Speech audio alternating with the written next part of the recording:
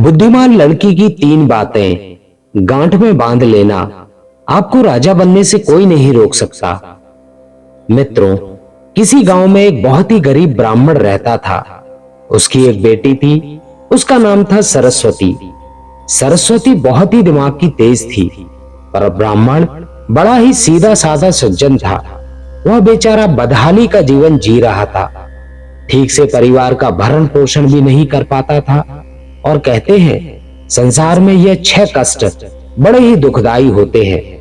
पहला पत्नी का वियोग, दूसरा अपनों के द्वारा अपमान, तीसरा बचे हुए कर्ज का ना चुका पाना, चौथा दुष्ट राजा की सेवा करना, पांचवा दुष्ट पुरुषों का संग करना और छठवां दरिद्रता।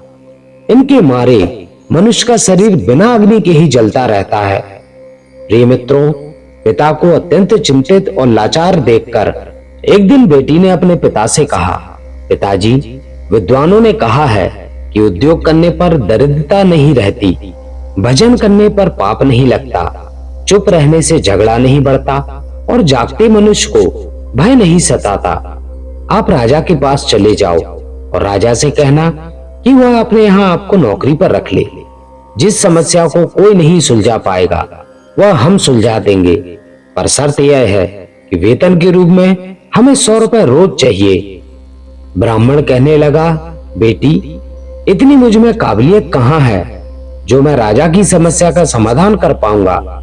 खैर, तुम भेजती हो तो चला जाता हूँ। बेटी के कहने से गरीब ब्राह्मण राजा के दरबार में पहुंचा और जैसा जैसा बेटी ने समझाकर भेजा था, ब्राह्मण ने राजा से वैसा ही कह दिया और हर रोज वेतन का 100 रुपए भी मांग लिया। राजा कहने लगा, ब्राह्मण महाराज, जानते हो 100 रुपए वेतन हमारे यहाँ दीवान को भी नहीं मिलता और तुम हमसे 100 रुपए रोज पाना चाहते हो। ब्राह्मण ने सर झुकाकर उत्तर दिया, हाँ महाराज, 100 रुपए से कम नहीं लूंगा। उधर दीवान ने पंडित को देखा कि उसका रंग गोरा है, शरीर बहुत कमजोर है, मैले कुचैले फटे पुराने वस्त्र हैं, सर पर ऊटपटांग ढंग से पगड़ी बनी हुई है। उसका हुलिया बता रहा था कि ब्राह्मण बहुत ही दीन गरीब है। फिर भी दीवान को ना जाने क्या सूझी। उसने राजा से कहा, महाराज, इसे आप 100 रुपए में रख लीजिए। यह ब्राह्मण है तो दरिद्र, पर जब 100 रुपए से कम नहीं मान रहा तो जरूर इसमें कोई ना कोई खास बात होगी। राजा बोला, दीवान जी, यदि इसे मैंने 100 रुपए रोज में रख लिया तो क्या औरों के साथ अन्याय नहीं होगा? हमारे पुराने दरबारी तक इतना रुपया नहीं पाते। दीवान ने फिर आग्रह किया, महाराज, यदि ब्राह्मण 100 रुपए पाने की जिद पर अड़ा है तो जरूर कोई ना कोई विशेष बात तो इसमें होगी। इसका हुलिया देखकर किसी निष्कर्ष पर मत पहुंचिए। दीवान के ज्यादा आग्रह करने पर राजा ने ब्राह्मण को अपने यहाँ रख लिया। शाम को राजा ने गरीब ब्राह्मण को 100 रुपए दिए। 100 रुपए लेकर गरीब ब्राह्मण अपने घर को आया और वह रुपए उसने अपनी बेटी और पत्नी के आगे रख दिए। पत्नी ने आज पहली बार इतने पैसे देखे थे। उसकी आंखें चौंधे आ गईं। कहने लगी, आप इतने पैसे कहां से लाए? ब्राह्मण ने कहा, देखो, भयभीत होने की कोई बात नहीं, यह पैसे मैं कहीं से चुरा कर नहीं लाया हूं। मैंने बेटी सरस्वती के कहने से आज राजा के दरबार में गया था और राजा से 100 रुपए वेतन पाने वाला रोजगार मांग लिया। दीवान की सिफारिश पर राजा ने मुझे रख लिया, लेकिन मैं यह सोचकर हैरान हूं कि राजा ने रख तो लिया है, अगर कभी कोई ऐसा काम आ गया तो मैं उसे कैसे हल करूंगा? तभी बेटी ने हंसते हुए कहा, पिताजी, घबराइए नहीं, देने वाला तो ईश्वर है। जब वह देता है तो छप्पड़ फाड़ कर देता है, जब उसने दिया है तो समाधान भी वही देगा। आज ब्राह्मण को अपनी बेटी के फैसले पर बहुत खुशी हो रही थी। अब तो हर रोज ब्राह्मण को राजा के दरबार से 100 रुपए मिलने लगे। पिता वे पैसे बेटी को लाकर दे देता। बेटी सरस्वती ने पहले तो उन पैसों से अपनी रोजमर्रा की जरूरतों को पूरा किया, फिर उन पैसों को परोपकार के कार्य में लगाने लगी। वह पैसों से गरीबों को खाना खिलाती, जंगलों में रहने वाले पशु पक्षियों के लिए पानी की व्यवस्था करती और धीरे धीरे उसने एक पाठशाला खुलवा दी ताकि गरीब लोगों के बच्चे जो पैसों की वजह से नहीं पढ़ पाते हैं। अक्सर बहुत से गरीब होनहार बच्चों का भविष्य भी गरीबी के कारण सिमट कर रह जाता है। उनके अंदर की उड़ने वाली योग्यता को धन न होने के कारण पंख नहीं मिल पाते, इसलिए योग्य होने पर भी वे बस लाचार बनकर रह जाते हैं। सरस्वती उन रुपयों से हर एक भूखे लाचार की सहायता करती थी। उधर ब्राह्मण को देखकर दूसरे दरबारी उससे जलने लगे। वे हमेशा सोचते रहते थे कि दीवान की मूर्खता के कारण यह मूर्ख पंडित रोज 100 रुपए ले जाता है और राजा साहब ने अभी तक इससे कोई 100 रुपए वाला काम नहीं लिया।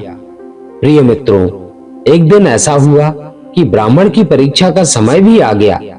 राजा के दरबार में एक दूसरे देश का राजदूत आया और उसने कहा, महाराज, यदि आप हमारे 2 बातों का सही सही उत्तर दे दें तो हमारे महाराज आपको अपना आधा राज्य दे देंगे, नहीं तो आपको अपना आधा राज्य देना पड़ेगा। यदि उनके इस प्रस्ताव को ठुकराया तो वे आप पर आक्रमण कर देंगे। मित्रों, दूत की बात सुनकर राजा सोच में डूब गया कि अगर दूसरे राजा की बात नहीं मानी तो व्यर्थ में रक्तपात होगा। सोच समझकर राजा ने दूत से कहा कि आप अपने राजा के दोनों प्रश्न हमारे सामने रखिए। मित्रों, इतना कहते ही दूत ने एक पालकी मंगवाई। उस पालकी में 3 मूर्तियां रखी हुई थी। वे तीनों मूर्तियां संगमरमर के पत्थर से बनी हुई थी। तीनों देखने में हूबहू एक जैसी थी। दूत ने कहा, महाराज, हमारे महाराज का पहला प्रश्न यह है, इन तीनों मूर्तियों में श्रेष्ठ मूर्ति कौन सी है? यह सुनकर राजा और समस्त दरबारी हैरत में पड़ गए कि तीनों मूर्तियों तो दिखने में एक जैसी थी, फिर इनमें श्रेष्ठता कैसे सिद्ध हो सकेगी? राजा सहित राजा के सभी दरबारी उन मूर्तियों में अंतर सिद्ध नहीं कर सके। अचानक दीवान को याद आया कि हमने 100 रुपए वेतन वाले पंडित को किस लिए रखा है। उसने तुरंत उस पंडित को बुलाया, उसे तीनों मूर्तियों में अंतर ढूंढकर श्रेष्ठता सिद्ध करने के लिए कहा। बेचारे भोले भाले पंडित जी भी मूर्तियों को देखकर आश्चर्य में पड़ गए कि तीनों मूर्तियों में अंतर कैसे पता किया जाए। यदि नहीं बता पाया तो राजा नौकरी से निकाल देगा। अब तो दरबार में जलने वाले लोग भी सोचने लगे कि आज इस ब्राह्मण का खेल खत्म हो जाएगा।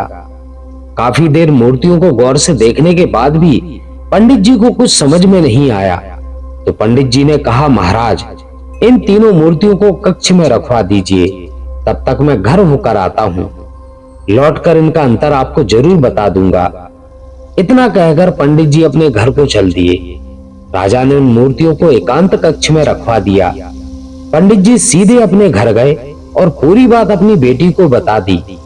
बेटी ने कहा, पिताजी, जब तीनों मूर्तियां एक जैसी हैं, तो अंतर जरूर उनके अंदर होगा। तुम एक काम करना, एक पतला सा तार उन मूर्तियों के कान में डालना। जो तार कहाँ निकलता है, यह बात आकर मुझे बताना, मैं आपको उसका अंतर समझा दूंगी। अब तो पंडित जी मूर्तियों के पास गए और एक पतला सा तार उनके कान में डालकर देखने लगे। एक मूर्ति के कान में तार डाला तो वह तार दूसरे कान से बाहर निकल गया। दूसरी मूर्ति के कान में तार डाला तो वह मुंह से बाहर निकल आया। तीसरी मूर्ति के कान में तार डाला तो वह बाहर ही नहीं निकला। ब्राह्मण ने पूरी बात अपनी बेटी को आकर बताई। तब बेटी ने समझाया, पिताजी, जिस मूर्ति के कानों के 6 आर पार हैं, उसका अर्थ है कि वह एक कान से सुनती है और दूसरे कान से बाहर निकाल देती है, और दूसरी मूर्ति कान से सुनकर मुंह से निकाल देती है। तीसरी मूर्ति कान से सुनकर उसे पेट में छुपा कर रखती है। यही मूर्ति उन तीनों से श्रेष्ठ है। जो मनुष्य सबकी बातें सुनकर उसे अपने अंदर रखता है, उसे किसी से नहीं कहता, समय आने पर उसको प्रयोग में लाता है, वही मनुष्य बुद्धिमान माना जाता है। बेटी ने जैसा बताया, पंडित जी ने वैसा ही राजा को बता दिया। दूसरे देश के राजा का दूत इस उत्तर से बहुत संतुष्ट हुआ। पंडित जी के जवाब से सभी दरबारी भी बहुत प्रसन्न हुए, उसकी जय जयकार करने लगे। दूत ने दूसरा प्रश्न रखा कि ऐसा व्यक्ति कौन है जो एक तो मृत से जीवित रहता है और दूसरा जीवित रहने से जीवित रहता है। पंडित जी प्रश्न सुनकर फिर भागकर बेटी के पास आए। बेटी ने बताया कि पिताजी, इसका उत्तर तो एक तो आप हैं और दूसरा एक वैद्य है। जब व्यक्ति मर जाता है तो मरने वाले के दाह संस्कार से लेकर श्राद्ध कर्म तक के कार्य कराकर पंडित ही दक्षिणा लेकर अपनी जीविका चलाता है और वैद्य मृत्यु की ओर जाने वाले बीमारों को जीवित रखता है और अपना पेट भरता है। पंडित जी ने यही उत्तर जाकर राजा के सामने रख दिया। पूरे दरबार में पंडित जी की वाहवाही होने लगी। शर्त के अनुसार राजा को आधा राज्य भी मिल गया। पंडित जी की बहुत इज्जत बढ़ गई। एक दिन राजा ने सोचा कि प्रश्न सुनकर पंडित जी अपने घर क्यों जाते थे। जरूर कुछ तो कारण था। राजा के पूछने पर पंडित जी ने बताया कि उनकी बेटी बड़ी बुद्धिमान है। उसके कहने पर ही मैं आपके यहाँ नौकरी कर रहा हूँ और उसी ने ही इन प्रश्नों के उत्तर बताए हैं। सुनकर राजा भी बड़ा खुश हुआ। राजा ने सरस्वती को अपने महल में बुलवाया और उससे पूछा, बेटी तुमने यह ज्ञान कहाँ से प्राप्त किया है? उसने मुस्कुराकर जवाब दिया, महाराज मैंने यह ज्ञान अपने पिता से पाया है। मेरे पिताजी बहुत ही विद्वान हैं। उन्होंने शास्त्रों का बहुत अध्ययन किया है। उन्होंने बेटों की तरह मुझे भी सभी शास्त्र पढ़ाए हैं। उन्होंने अपने परिवार और समाज की परवाह ना करके मुझे वेदों व शास्त्रों का ज्ञान कराया। ये उन्हीं की कृपा का फल है। हे महाराज, मेरे पिता सीधे साधे हैं। उनमें आत्मविश्वास की कमी थी। वे जीवन भर अपने सीधेपन से गरीबी का दुख भोगते रहे। इस बार उन्होंने मेरी सलाह मानी और वे सफल हो गए। राजा कहने लगा, बेटी मुझे तुम पर बहुत गर्व है। तुम एक पिता का मान बढ़ाया है, साथ ही साथ एक राष्ट्र का नाम रोशन किया है। मांगो, तुम क्या मांगना चाहती हो? सरस्वती बोली, महाराज मैं चाहती हूँ कि हमारे राज्य में बेटों की तरह बेटियां भी शिक्षा प्राप्त करें।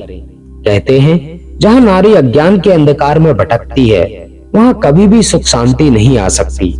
नारी अपनी संतान की गुरु होती है। यदि वह शिक्षित है तो उसकी संतान भी शिक्षित होगी, उज्जवल भविष्य वाली सुयोग बन जाएगी। सरस्वती के कहने पर राजा ने अपने राज्य में नारी शिक्षा को बढ़ावा दिया और सरस्वती को इस काम की जिम्मेदारी सौंप दी कि वो ही बेटियों की शिक्षा के लिए जागरूक करे। कहते हैं जिस तरह सुंदर से सुंदर फूल भी बिना सुगंध के व्यर्थ है, उसी प्रकार मनुष्य चाहे कितना ही रूपवान हो, यौवन से भरपूर हो, बलवान हो, बड़े कुल में पैदा हुआ हो, स्त्री हो या पुरुष हो, विद्या के बिना, नीति ज्ञान के बिना सब व्यर्थ है। उसकी कोई शोभा नहीं होती। तो दोस्तों, आपको कैसी लगी हमारी आज की कहानी? अपने कमेंट के माध्यम से हमें जरूर बताएं और साथ ही साथ वीडियो को लाइक व शेयर जरूर करें। और जो भी मित्र हमारे चैनल पर नए हैं और जिन्होंने अभी तक चैनल को सब्सक्राइब नहीं किया है, उनसे विशेष अनुरोध है चैनल को सब्सक्राइब जरूर करें और बेल आइकन प्रेस करके ऑल करें ताकि आगे आने वाली वीडियोस की नोटिफिकेशन आपको समय पर मिलती रहे। तो दोस्तों, इस वीडियो में बस इतना ही। मिलते हैं किसी अन्य वीडियो में। तब तक अपना ख्याल रखें और यहाँ तक बने रहने के लिए आपका बहुत बहुत धन्यवाद।